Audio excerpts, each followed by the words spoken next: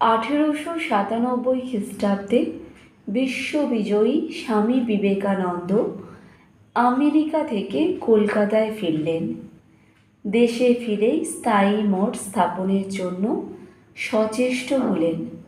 বেলুড় গ্রামে গঙ্গার ধারে এক খণ্ড জমি কিনলেন। তারপর 1898 খ্রিস্টাব্দের এপ্রিল মাসের শেষ সপ্তাহে শ্রীমাকে একদিন নৌকা করে মঠে আনলেন। শ্রীমায়ের কত আনন্দ! সব দেখে তিনি আনন্দে বললেন, এতদিনে ছেলেদের একটা মাথা গুঁজবার জায়গা হলো। ঠাকুর এতদিনে মুখ তুলে চেয়েছেন। পুনরায় শ্রীমা নভেম্বর মাসে নৌকা যোগে মঠে আসেন। মঠের ঘাটে নামলে সাধুরা তাকে সাদরে মঠ বাড়িতে নিয়ে যান। এবারে শ্রীমা নিজে পূজার স্থান পরিষ্কার করে শ্রীরামকৃষ্ণের পূজা করলেন।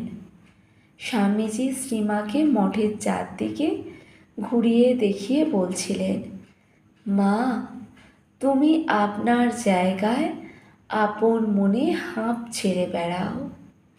পরে শ্রীমা এই জায়গা সম্বন্ধে বলতেন, আমি কিন্তু বরাবরই দেখতুম ঠাকুর যেন গঙ্গার ওপরে ওই জায়গাটিতে, যেখানে এখন বেলুড় মঠ, কলা বাগান টাগান, তার মধ্যে ঘর, সেখানে বাস করছেন।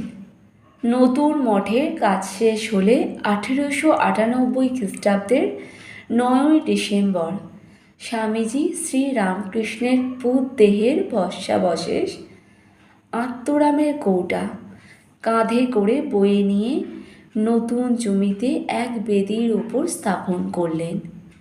তারপর ঠাকুর শ্রীরামকৃষ্ণের পূজা হলো।